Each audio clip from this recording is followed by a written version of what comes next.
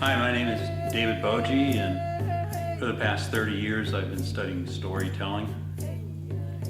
I look at the differences between what's called Western narrative and Indigenous living stories.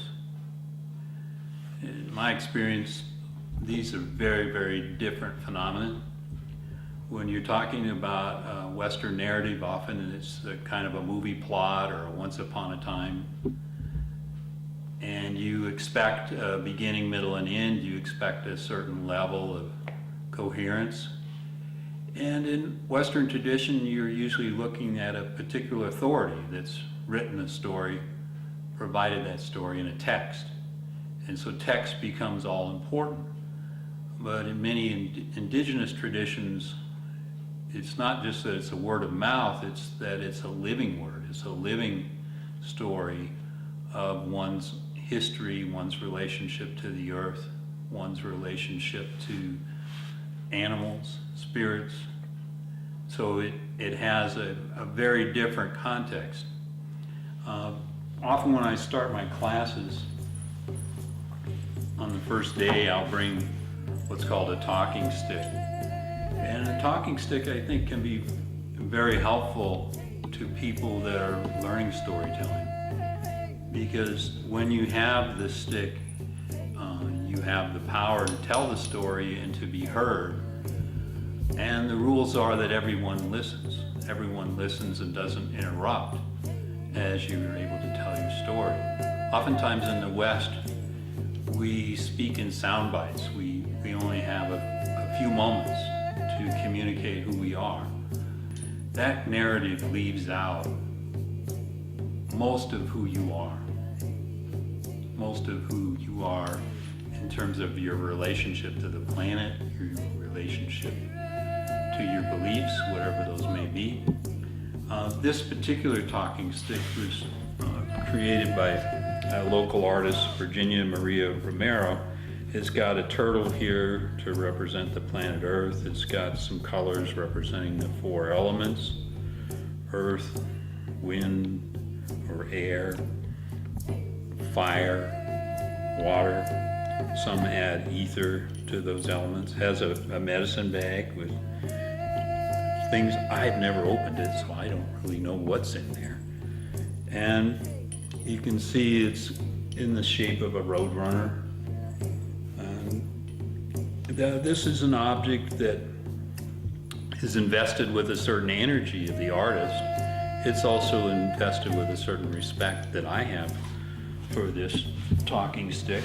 And initially I would just lay it on a shelf or lay it down and leave it unattended, but then some of my Native American friends, Joe Gladstone, who you saw in the video, and again the artist Virginia Maria Romero, made me a sort of a blanket to store the talking stick in when I'm not using it, you know, and to put it away and treat it as a living object, you know. Well, from my Western background, that just seems very strange and very awkward. And it's taken me a number of years to appreciate how in storytelling we're talking about living phenomena. The story itself has a time when it can be told. It has ownership rights. I can tell the story of the talking stick because it was given to me and I know its heritage and history, and I can tell that. But for somebody else to talk about my talking stick would be a violation, right? They don't have an attachment, an energy attachment to it. Now, one of the fascinating things about storytelling and where it's going, one of the cutting edge issues is now that we've discovered quantum mechanics and quantum physics, that science is starting to have an impact on just about every field. But for many indigenous people, they already understood that we are energy beings. We live in an energy world, in an energy universe.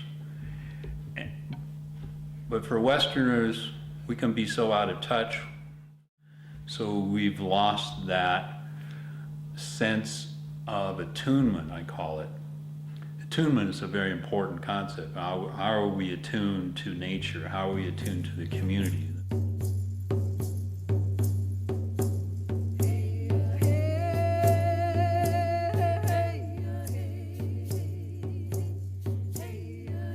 Greg Cajete tells us his version of a traditional story, a story that has many variations in many tribes.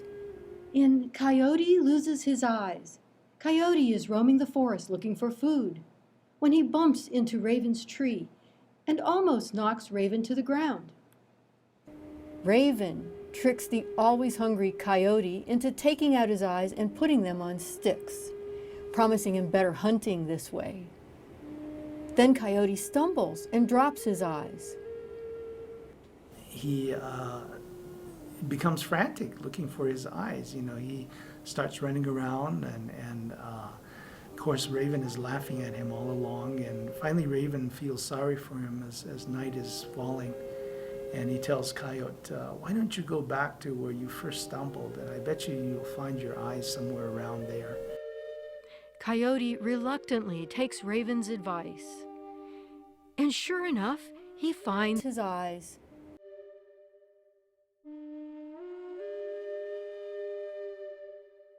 The stories that you've heard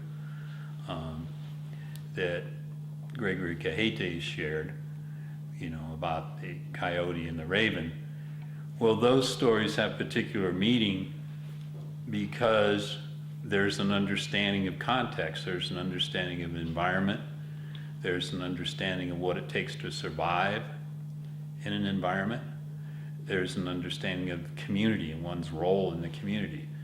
So for a Westerner, you can hear a story about how the raven asked the coyote to take out his eyes, that he might see further or see differently.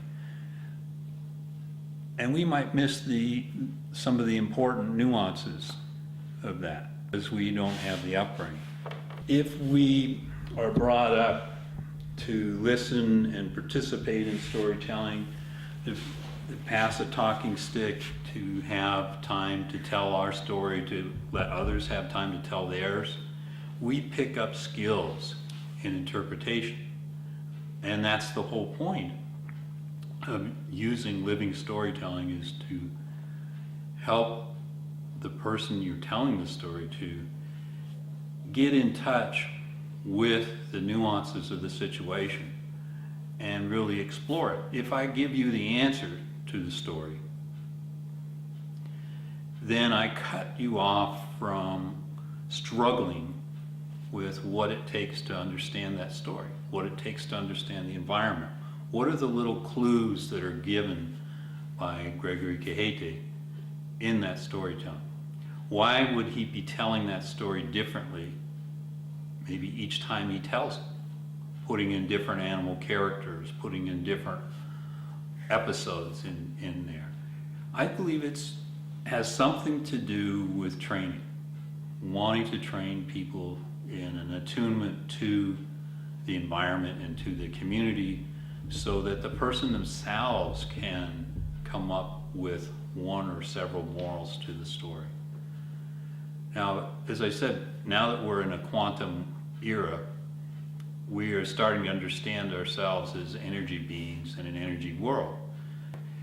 And if you're attuned, you can sense what to do about that. One of the things about Coyote that I noticed, just my own interpretation, is Coyote doesn't seem very attuned to the world that he's in. He's bumping into things, he's bumping into people, he's not respectful. He doesn't seem to have a plan other than to just grab and get things immediately. He doesn't seem to have a harmony with the environment that he's in.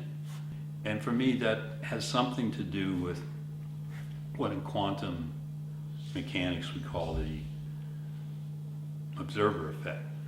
I'm just not a spectator to the world I live in. I'm a participant in that world. When I'm engaged in storytelling and a living story, I'm living out a path of life in my world. And I'm accountable for the way in which I'm using resources in that world, the way in which I'm caring for the land that this house is on, caring for the land in which the university is on, and I'm a part of that university. So I'm just not coming and going without impact. I'm having an impact in the world that I'm in. If I'm not aware of that, if I'm not attuned with that, then I'm not able to manage the life path that I'm on, the direction of that life path. And I'm not able to discern how to improve my relationship with my community and with the environment. These are things that I believe that can be learned from the kinds of storytelling that you've heard here today.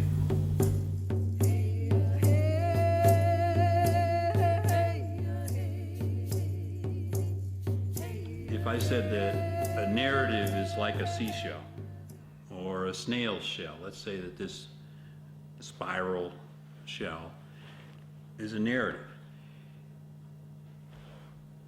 We can't see on the inside the living being that's inside this shell. So we might tell a narrative of our life growing up. I was born in Spokane, Washington. We might say, well, where did you go to college? Various colleges, but I graduated University of Illinois. What was your first real job? Professor at UCLA. How did you come to New Mexico? Well, I met Grace Ann Roselle. I got remarried. It looked like a good place to come and raise horses. And I've worked here for 16 years. But that narrative, that shell, leaves out what's really, really important about this idea of living story. Because inside the shell is a living, energetic being, a life force. And that life force goes into the shell, comes out of the shell, takes the shell with it, and moves in a certain direction. This shell is a dwelling. So in some sense, the narrative is a dwelling in which the living story resides. And the shell is deployed for protection. We decide how much we come out of our shell to tell our living story. What are we going to keep private, secret, that we're not going to tell? Often in the Native American storytelling, you're going to hear about spirits, you're going to hear about animals, you're going to hear about energetic forces of the elements, the earth, the air, the fire, the water. But as Westerners, we kind of have lost touch with those basic elements. Living in an artificial world, surrounded by a house with insulated walls, with air conditioning, with electricity, it's more difficult to learn our relationship to nature. Where does the water come from? Where does this air-conditioned air come from? What's the quality of the air and the water? What is the energetic sense of this? In quantum physics today, we understand ourselves as subatomic energy. We have a body that looks like a hard shell. But in actuality, we're just buzzing energy. And this energy is in contact, interspersed in an energetic environment, in an energetic universe. So we are coming to understand ourselves, almost going full circle to the way Indigenous people for centuries, for thousands of years, have understood the relationship of their energy to the energy of their community, the energies of the community to its environment, because that was important to sustaining life.